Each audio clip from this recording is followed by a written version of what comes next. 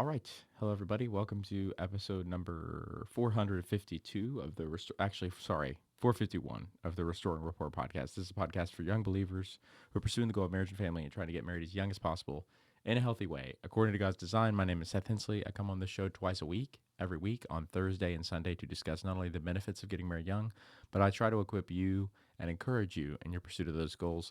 And today we're going to be reviewing a video by Brett Cooper that's kind of intense. And it's actually kind of funny because there's been a lot of crazy. I don't keep up with like dysfunctional popular marriage advice on like TikTok and stuff. I'm not even on TikTok. But every once in a while, I will scroll past a title that is so like absurd. Like they click just to be honest with you, like the clickbait just works on me. I'm just like, how could somebody say something like that? It's just so weird. So today we're going to kind of talk about that and the stuff that you're not going to believe. I'm not even going to tell you what. I'm not even going to tell you what somebody said recently. The article that was written, as well as what somebody said on a popular podcast. I'm not even going to tell you what was said. We're gonna get to it in a minute. It is going to blow your mind. Like it is actually crazy. So I'm going to put up the video so you can see it, and let's get started on this. You can go watch this whole video. I'm not going to do the whole thing, but you can go watch the whole video on Brett Cooper's channel. So, The Cut published an article this week titled The Secret to a Great Marriage Crushes on Other People. Now, Dude, did you hear that? The secret to a great marriage is having crushes on other people. Now, you might think that's got to be a joke, right? As you listen to this video, I think you're going to realize, like, I don't think that article was published as a joke. I actually think this person really meant that. Okay, so we're going to get into how like emotional affairs are being now propagated as good marriage advice. I don't know how those two things are going hand in hand, but somebody actually put that out there as like a way to enhance and or save or spice up your marriage is by having an emotional affair is essentially what it boils down to. Now I'll let you decide whether or not you think it's that based on how she describes this, but yeah, she's gonna read from the article, and it's pretty condemning.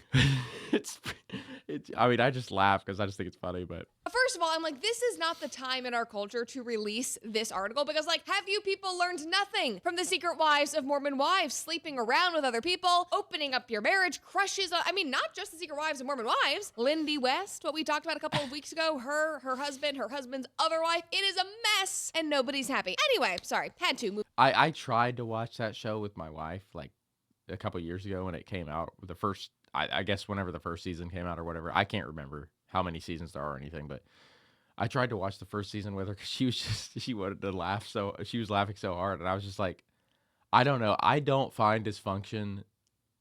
I'm working on it, but I don't naturally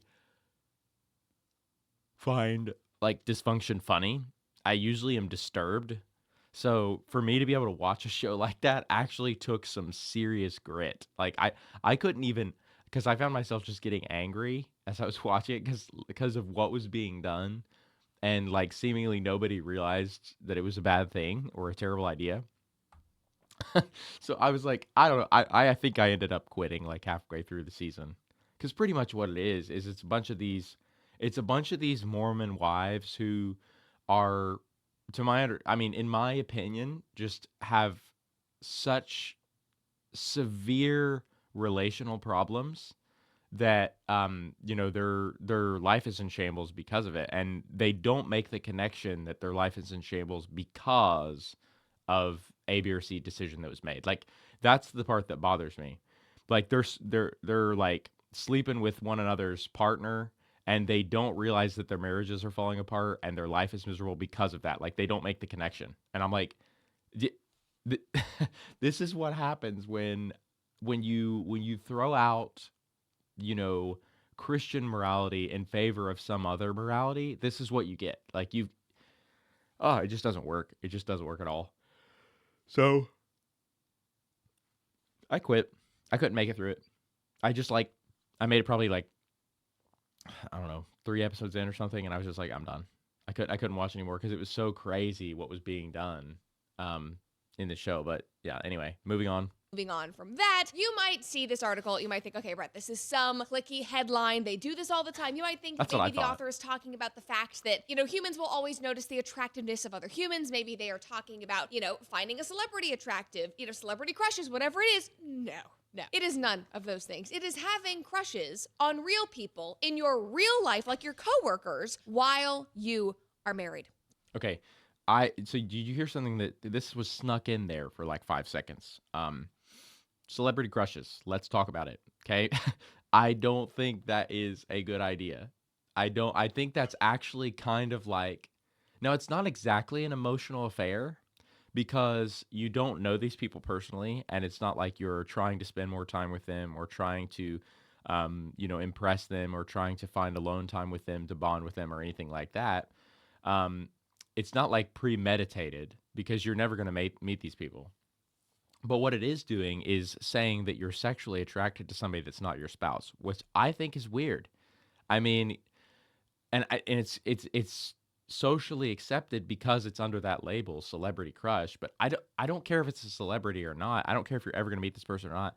I don't think it's okay or normal to talk about anybody attractive. Like, I don't think it's okay for you to talk about other men or women in a sexually attractive way if you're married. Like, am I crazy for that?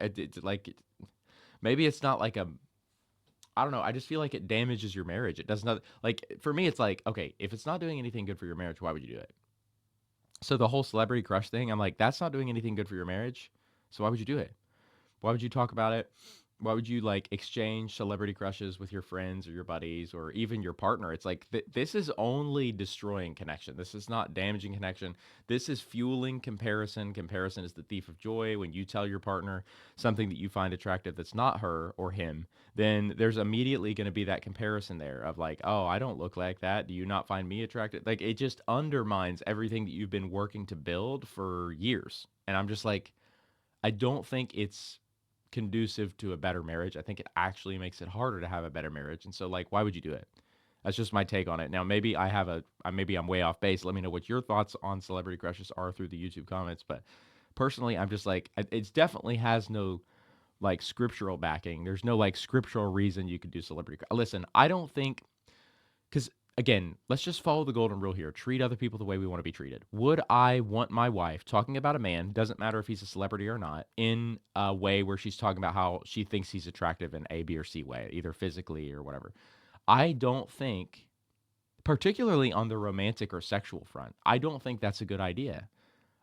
Therefore, I'm not going to do that to her. It would break the golden rule for me to talk about another woman that's not my wife, um, and talk about things that I found, romantically or sexually attractive about her. I think that would be morally reprehensible because, well, it's just breaking the golden rule. And it's just like, and it's in your marriage vows too, like, to be faithful only to you. Yes, I know nothing's being done, no actions are being taken here, but in emotional affairs, nothing's being technically done either.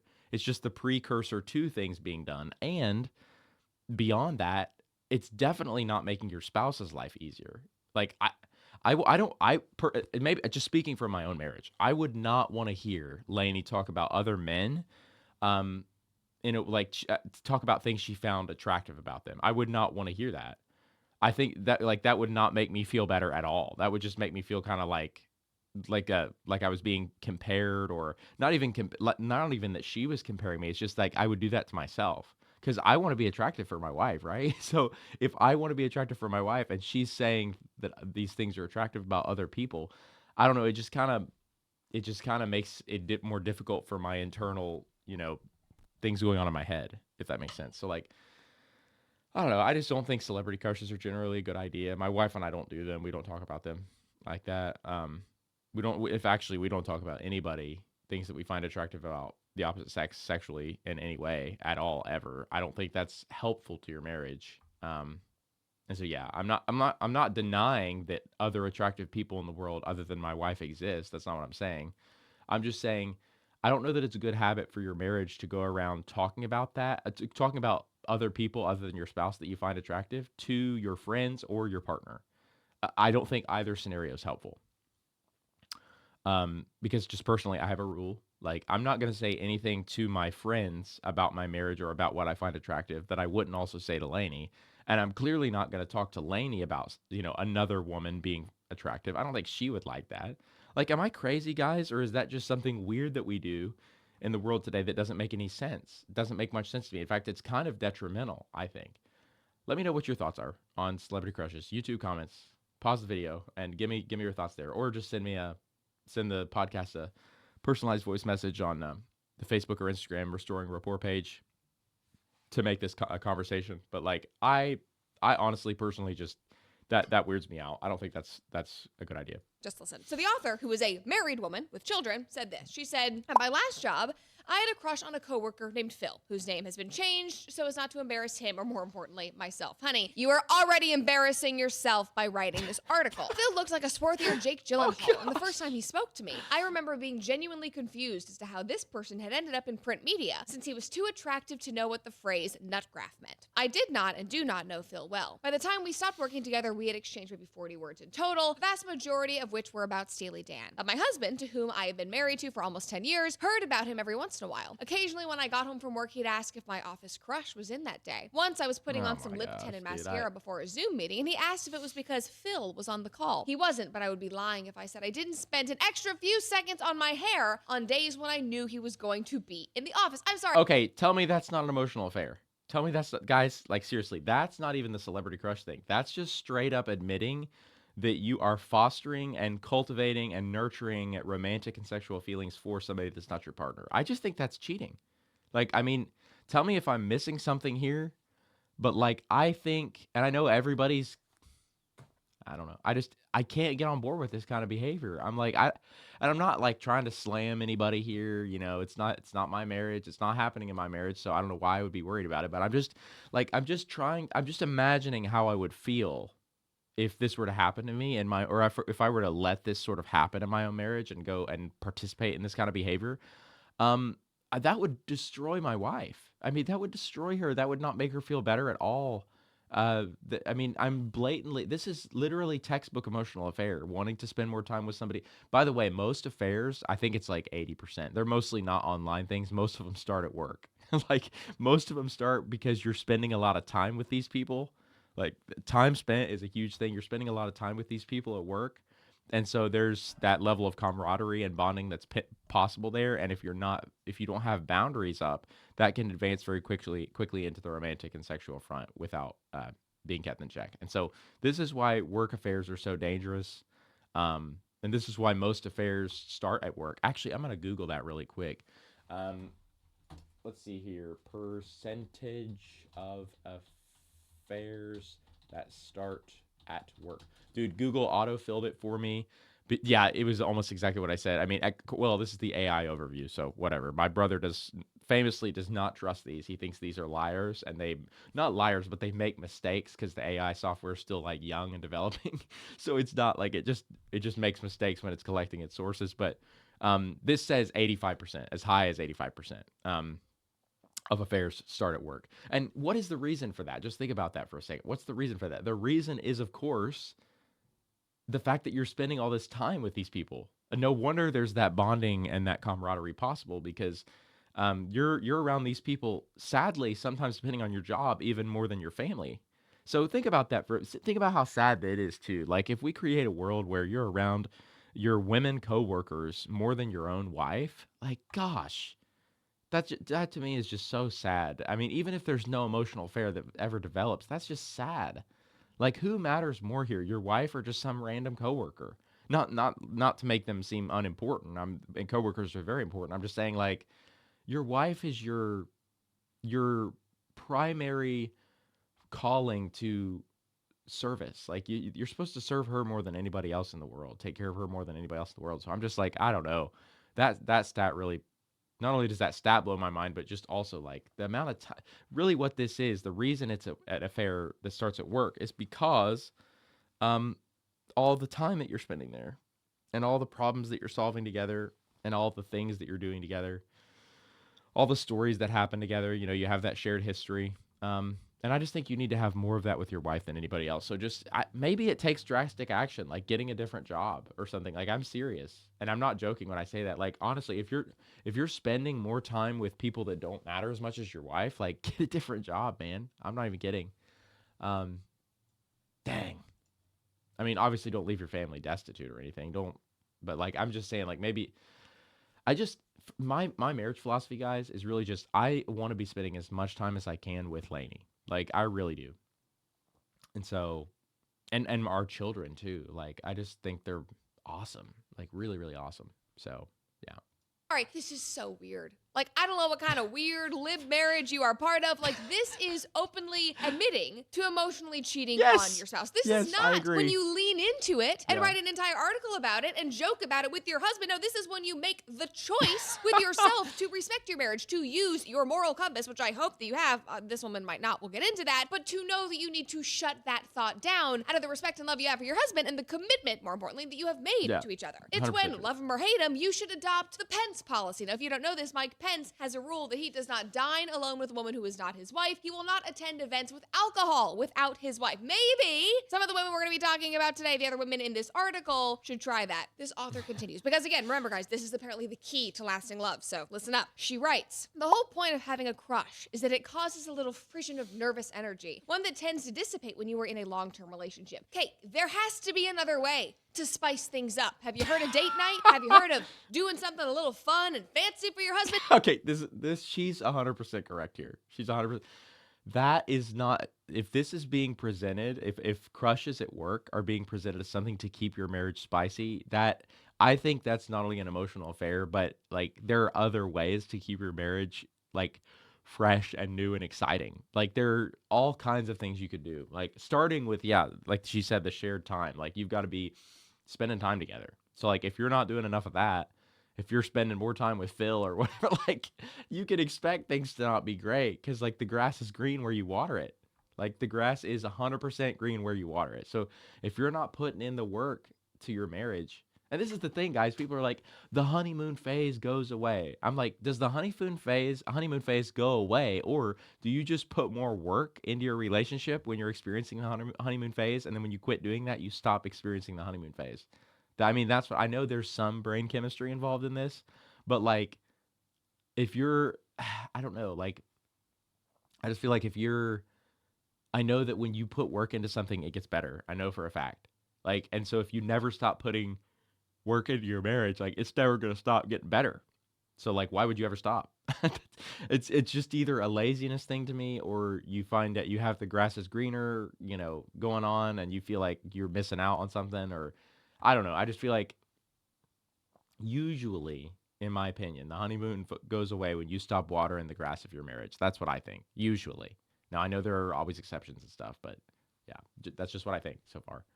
That's a great idea that does not involve having crushes on other people. Anyway, sorry, getting ahead of myself. She puts a quote in here. A crush while you're married is like a sweet little snack that gets you through the 4 p.m. Oh slump, my gosh. friend Kara told me. Like all of the horny monogamous people referred to in this piece, Kara asked to use a pseudonym. She's been married for 4 years and she has a crush on a New York Times critic whom she's met a few times through friends. It is harmless and invigorating and reminds you you're alive and kicking and yearning and thinking. Her husband It's also breaking your marriage vows because you said I'm going to be faithful only to you till death do us part. And you're like thinking of all these other people in the ways that you said you wouldn't. Like I think this is why I'm a big fan of marriage vows being ultra specific because being faithful to your partner I don't think means like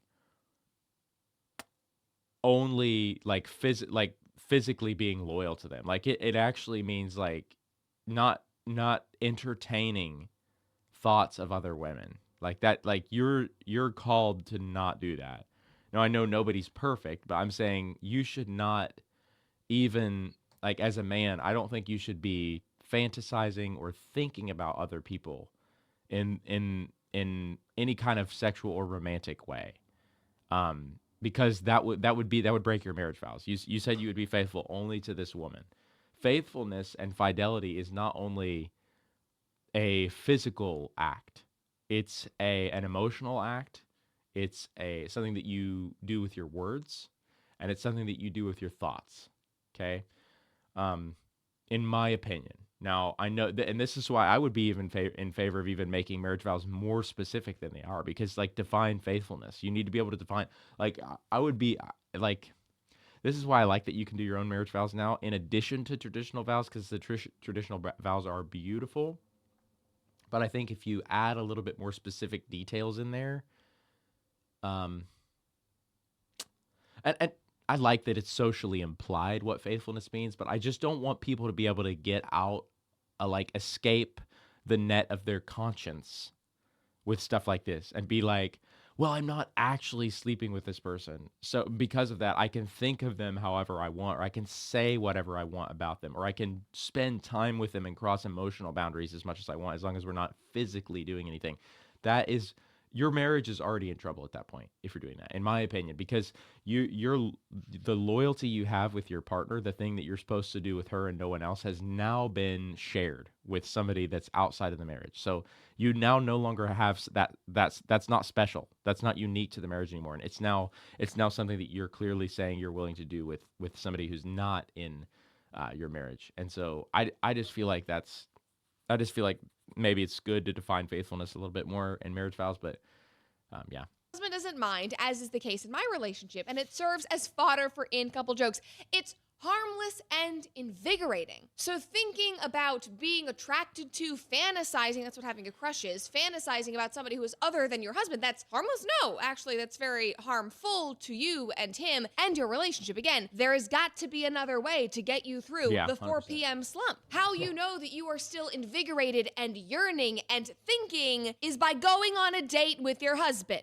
Do you 100%. want me to pay? Do you want me to get you a gift card, send you out to a nice Italian restaurant with a little candle in the center and a glass of wine? I will happily do that if it keeps you from cheating on your husband. Anyway, she goes on. She continues to share more and more women in her life that she's met who have various crushes on friends, baristas at the coffee shop that they go to every morning, coworkers, and then she concludes the article by suggesting that her female readers, women in monogamous marriages like herself, have these crushes on rotation like an NBA roster. And just wait, I don't want to get ahead of myself, but the roster jokes of sports commentary will come back and will be relevant in the next 10 minutes, you will see. So this is her conclusion. I call bullshit on all of this. This will never end well. It is not harmless. It is the wrong kind of invigorating. This is nothing to aspire to. But I do want to say, we should not be surprised about this advice when we consider who the author of this article is. Her name is E.J. Dixon. Now, if that name rings a bell, it's probably because she wrote a now infamous hit piece on Candace, also for The Cut, which resulted, obviously, in Candace ripping her a new one and bringing up E.J.'s past, where she once wrote an article advocating for child sex robots to help cure pedophilia. Listen to that again. Using child sex robots to help pedophiles. Because rather than ostracizing them from society, putting them behind bars, we should give them something to simulate having sex with, because it's just a mental condition that we— Okay, stop. This is what I'm talking about when, oh gosh. This is what I'm talking about. Like when you start throwing Christian morality out the window and you start living by a different kind of morality that's created by either your imagination or your logic, or even, some culture that doesn't have Christian values. It's just like, this is where we end up. Like, I don't know. This is just crazy. This is crazy, dude. This is crazy. we should help them with, is what she's promoting in this Washington Post article. This woman, E.J. Dixon, is a mother. She is trying to give marriage advice. So yeah, I don't think so. Based on your past, I will not be taking any of your advice. I also, just all that aside, will not be taking your advice because it is just so ridiculous. But obviously, other people have. Other people are in line with what she's saying. And in another viral clip this week, again, it was like a memo went out, comedian Nikki Glazer went on Call Her Daddy with Alex Cooper, and she said that she and her boyfriend actually take these crushes to another level. But in this case, it's because she wants to hear about her boyfriend and other women. So let's just walk through this whole interaction. Like, I would always ask him about like past hookups and girlfriends and how they got together. Like, I was like the beginning, like, how did you guys first know you liked each other? Like, I love that, like, our legs were touching on our table and neither of us moved our leg or something, like stuff like that. I'd be like, so like, I don't know, it would make me like horny to like think about him doing that with other girls. And then I would, so I would ask about all of his. Guys, do you hear this? Like, do you hear this? I'm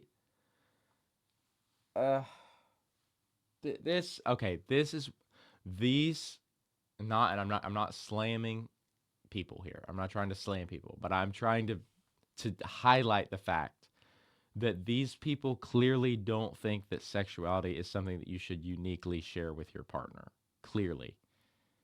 And I would say I would question the love that's in this relationship here if you're unbothered thinking about your husband being intimate with another woman. I would really feel like, personally, if my wife was doing that, I would feel completely unloved and ununique and unspecial if she did not care who I was doing things that I was only supposed to do with her. Um, if I was doing those things with other people, like that, I just, ah, I mean, that's really just saying that you enjoy your husband being adulterous, or if you, I should rephrase that, you enjoy it if your husband were to be adulterous. Is kind of what you're getting at here, and I just don't. I think what's going on here is we have sort of fetishized and like sexualized things that are actually very unattractive, and a lot of that is thanks to pornography and being inundated with that as a culture. Like, because pornography has attached sexuality to random unattractive qualities, it's almost like they're controlling the narrative of what people are aroused by. And it's very disturbing because if you start pairing sexuality with things like violence or racism or adultery or incest or affairs, then you get it into really dangerous water because you're sexualizing things that are actually really deviant and disruptive and destructive behaviors. Okay. And this is something that I am seeing over and over. I'm hearing a disturbingly high number of people sexualize and fantasize about things that are very clearly immoral. This is if your husband were to do this, ma'am, this would be textbook adultery. Or let's say it's not her husband, let's say it's her boyfriend or whatever. That would still be infidelity. That would still be cheating. And so and I think again, I kind of blame the pornography industry because they have sexualized things that are deviant and narcissistic and Machiavellian and rude and disruptive and derogatory behaviors. They have sexualized those things, and it's like, and they've done a fantastic job because they now have people. They now have a woman. This is not a man who's the victim of. Well, she could be a victim of pornography as well. I think like almost every single man is actually a victim of pornography, as I talked about in the last episode. But she could be one of the women who's also a victim. But like, let's talk about her husband here. Like, if if he were saying this kind of thing, I also feel like it would be received a little bit worse. But it's being presented as empowering because it's a woman saying this, and I definitely don't like that.